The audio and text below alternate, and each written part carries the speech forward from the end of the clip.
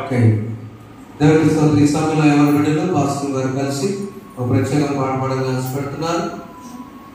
రైస్లో అందరికి వదలాలని. మరి నేను తప్ప పర్సన్ అనేది కూడా వచ్చింది సరిపోతుంది. మరి ముందు పాడండి.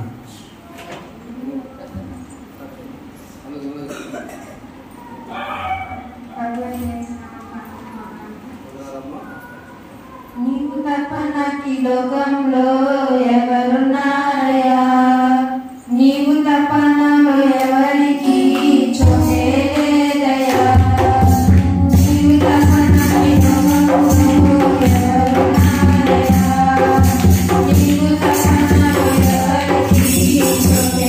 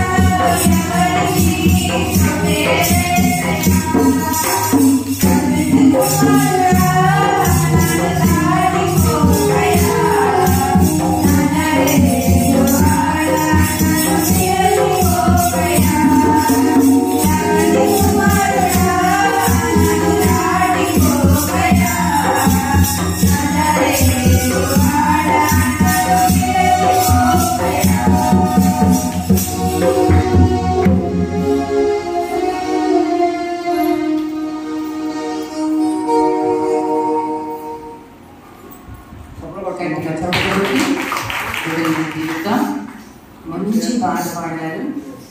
నిజమే, ఇది దేవుని చిత్తమని నేను నమ్ముతున్నాను.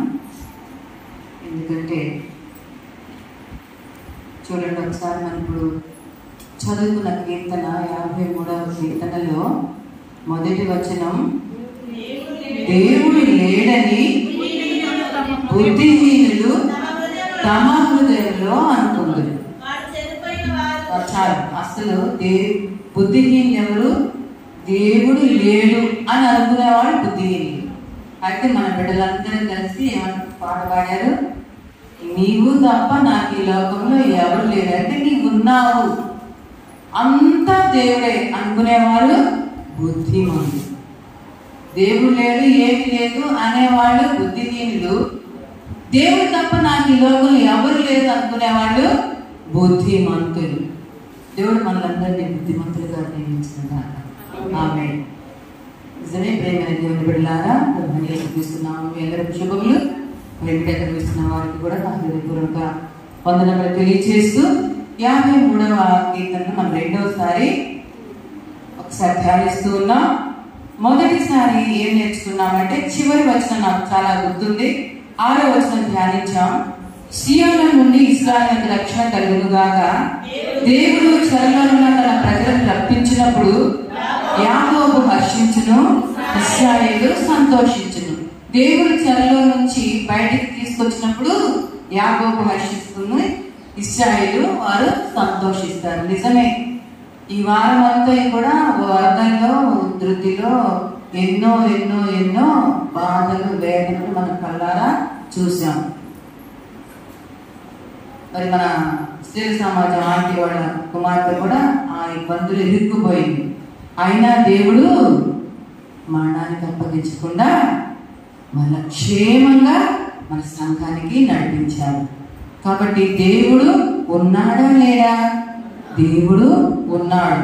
దేవుడు లేడు అనుకునే వాళ్ళు బుద్ధిహీనులు. వాళ్ళు ఎలా ఉంటారు? బుద్ధిమంతులకి వాళ్ళు వచ్చినాయి, వరదలు వచ్చినాయి, గాలి విసిరి ఆ ఇంటి మీద కొట్టింది, అయినా ఆ ఇల్లు పడలేదు. బుద్ధిహీనులకి వానలు వచ్చాయి, వరదలు వచ్చినాయి, గాలి విసిరి ఆ ఇంటి మీద కొట్టింది, అయినా అది పడిపోలేదు. బుద్ధిహీనులకైతే వెంటనే పడిపోయింది. సహజంగా బయట చూస్తుంటే అవన్నీ కొట్టుకుపోయినాయి కదా. పోయిన వారం మరి యాజకత్వం జరిగించిన యాజకులు కూడా విజయవాడకు సంబంధించి ఒక సేవ పాస్టర్ కూడా దేవుడి దగ్గరికి వెళ్ళిపోయారని చెప్పి మనం తెలుసుకున్నాం. మరి ఏంటి, దేవుడు ఉన్నప్పుడు ఇలా ఎందుకు జరుగుతుంది? వరదల్లో వాళ్ళలో కొట్టుకుపోవడం. అయినప్పటికీ దేవుడు ఉన్నాడు, దేవుడు ఉన్నాడు, దేవుడు బ్రతికించాడు. ఒకవేళ బ్రతికించకపోయినా, వరదల్లో కొట్టుకుపోయినా, అంతా పోయినా, దేవుడు ఒక్కడుంటే చాలు. ఆ కుటుంబానికి దేవుడు ఆదరించుగాక. ఆమేన్. చూద్దామా? మత్తయి సువార్త 7వ అధ్యాయము 24. ఒకసారి మనం కూడా చదువుకుందాం. కాబట్టి ఈయన మాటలు విని, అందరూ చూద్దాం, బైబిల్ చూద్దాం అందరూ. మత్తయి సువార్త 7వ అధ్యాయము 24, 25, 26, 27 ఈ 4 వచనాలు కంఠస్థం చేయండి, మనస్సులో గుర్తు పెట్టుకోనండి. అవసరం వచ్చినప్పుడు వాటిని ధ్యానిస్తూ, నోటితో పలుకుతూ, దేవుని స్తుతిస్తూ బుద్ధిమంతులుగా జీవించుదాం. అందుకే పోయినసారి ఒకసారి నేను చెప్పాను, ఈ 4 వచనాలు కంఠస్థం చేయమని చదివించాను కూడా కదా. చూద్దామా? కాబట్టి చూస్తారు అందరూ. ఈయన మాటలు విని వాటి చొప్పున చేయు ప్రతివాడును బండ మీద కట్టిన బుద్ధిమంతుని పోలి ఉండును. వాన కురిసెను, వరదలు వచ్చెను, గాలి విసిరి ఆ ఇంటి మీద కొట్టెను, గాని దాని పునాది బండ మీద వేయబడింది కనుక అది పడలేదు. మరియు ఈయన మాటలు విని వాటి చొప్పున చేయని ప్రతివాడు ఇసుక మీద తన ఇల్లు కట్టుకొనిన బుద్ధిహీనుని పోలి ఉండును. వాన కురిసెను, వరదలు వచ్చెను, గాలి విసిరి ఆ ఇంటి మీద కొట్టెను, అప్పుడు అది కూలబడెను. దాని పాటు ఈ ఈ 4 వచనాలు జాగ్రత్త మన హృదయంలో ఉంచుకుందాం. పైకి కనబడే వరదలు, వానలు, ఇబ్బందులు, ఇరుకులు, ప్రమాదాలు, మరణాలు ఇవే కాదు, ఆధ్యాత్మికంగా కూడా ఇవన్నీ జరిగిన పునాది గట్టిగా ఉంటే అది పడలేదు. దేవుడు లేడు అనే మాట నోటిలో నుంచి రాదు. మన ముందుగా ఆ ఉదాహరణ కూడా దేవుడు మనకి బైబిల్ గ్రంథంలో చూపించారు. ఎవరు? అన్నీ వచ్చినాయి, వానలు వచ్చినాయి, వరదలు వచ్చినాయి, ఇల్లు పడిపోయింది, మరణాలు సంభవించినాయి. అయినప్పటికీ యోబు, భక్తుడైన యోబు, దేవుని యందు భయభక్తులు కలిగి చెడుతనం విసర్జించిన వాడు ఏం చెప్పాడు? అన్ని పోయినా యెహోవా ఇచ్చెను, యెహోవా తీసుకొని పోయెను, యెహోవా నామమునకే స్తుతి కలుగును కాక. కాబట్టి ప్రియమైన దేవుని బిడ్డలారా, ఈ వరదల్లో, ఇబ్బందుల్లో ఏమి కోల్పోయినా మన ముందుగా భక్తుడైన యోబు గారు నిలబడి ఉన్నారు. సొంత బిడ్డలందరూ చనిపోయారు, తనకు కలిగిన ఆస్తిపాస్తులు అన్నీ పోయినాయి, సంపదలు పోయినాయి, పశువులు అన్నీ పోయినాయి, ధనం పోయింది, చివరికి తన ఆరోగ్యం కూడా పోయింది. ఇంకెందుకు బ్రతకాలి? దేవుడు ఇంకా ఏం చేశాడని నేనేం సాక్ష్యం చెబుతాను అని అనగా, అన్నీ పోయినా నేను కాదు కదా సంపాదించుకుంది, నా సొంత తెలివితేటలతో, నా బుద్ధితో నేను సంపాదించుకున్నానా? ఏమీ కాదు. యెహోవా ఇచ్చెను, యెహోవా తీసుకొని పోయెను, యెహోవా నామమునకే స్తుతి కలుగును గాక అని దేవుణ్ణి ఎలాంటి సందర్భాలనైనా, ఎలాంటి సన్నివేశాల్లోనైనా దేవుడు స్తుతించి మనకు ముందుగా నిలబడి చెబుతూ ఉన్నారు. నీవు దేవుని స్తుతిస్తే నీ దేవుడు నీవేదైతే పోగొట్టుకున్నావు దానికి 2 ఆశీర్వాదాలు దేవుడు దయచేస్తాడు. నిజమే, తన భార్య కూడా చీకొట్టింది. ఎందుకు? ఇంకేముంది, నువ్వు బ్రతికేం లాభం భూమి మీద? అందరూ పోయారు. దేవుడు దేవుడు దేవుడు అని అన్నావు, నన్ను కూడా దేవుడిలోకి లాక్కొచ్చే ఉపయోగం ఉంది.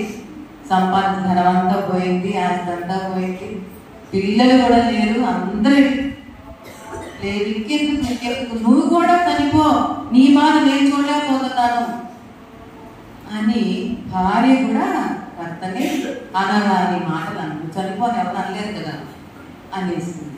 అందరి మాటలు కూడా అనింది. అంటే ఏమన్నాడు భక్తుడైనా యోబు గారు?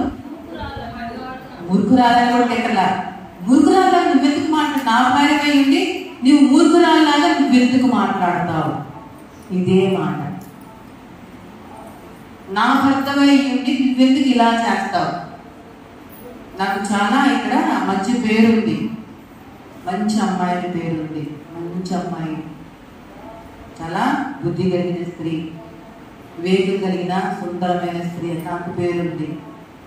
దేవుడు నన్ను నీకు భార్యగా ఇచ్చాడు కదా, నన్ను చూసాక నువ్వెందుకు మారు? అలాగే నా భార్య వైపు నువ్వెందుకు ఇలా చేస్తావు? ఇలాంటి మాటలు అనేకమైన వచ్చినప్పటికీ దేవుడే ఇచ్చాడు, దేవుడే తీసుకుపోయాడు. దేవుడి నామానికే స్తుతి కలుగును గాక.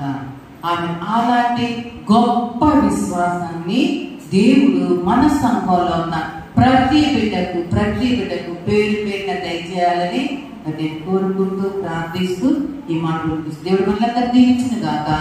దేవుడు లేడని మాట అని బుద్ధిహీనులుగా ఉండకుండా నాకు కలిగినదంతా నా దేవుని దయ వలన మాత్రమే కలిగిందనే బుద్ధిమంతులుగా ఉండాలని నేను కోరుకుంటూ, ఈ బుద్ధి అంతా ఎక్కడుంది? దేవుని అన్నది. బుద్ధి విజ్ఞాన సర్వ సంపదలు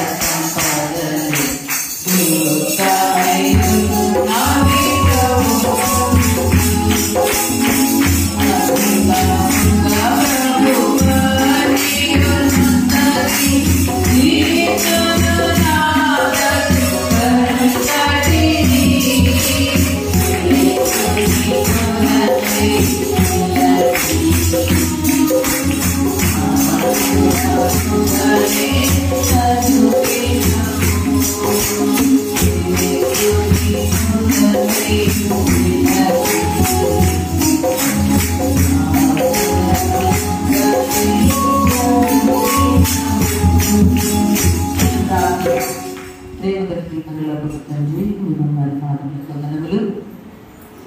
బండ మీద పునాది వేసి కట్టబడిన బుద్ధిమంతుని వలె మేమందరం కూడా మీ యందు గుప్తమై ఉన్నటువంటి బుద్ధిని, జ్ఞానాన్ని, సర్వ సంపదలను మరలా పొందుకొని మిమ్మల్ని స్తుతించేటువంటి గొప్ప భాగ్యం మా సంఘంలో ఉన్న చిన్నారి బిడ్డల నుండి వృద్ధుల వరకు ఉన్నటువంటి వారికి పేరు పేరున అనుగ్రహించి మా ద్వారా మీరే మహిమ ప్రభావాలు పొందుకున్నామని నీ ఆలయంలో ఉన్నటువంటి వేడన్నిటితో నింపమని నజరేయుడైన యేసుక్రీస్తు నామములో అడిగి వేడుకొని ప్రార్థిస్తున్నాము తండ్రి. ఆమేన్. అవకాశం ఇచ్చిన వారికి, సంఘానికి, వేడుకరిస్తున్న వారికి మరొకసారి ధన్యవాదాలు. దేవుని స్తోత్రం. దేవునికి మహిమ ఘనత ప్రభావం చెందుగాక. ఆమేన్.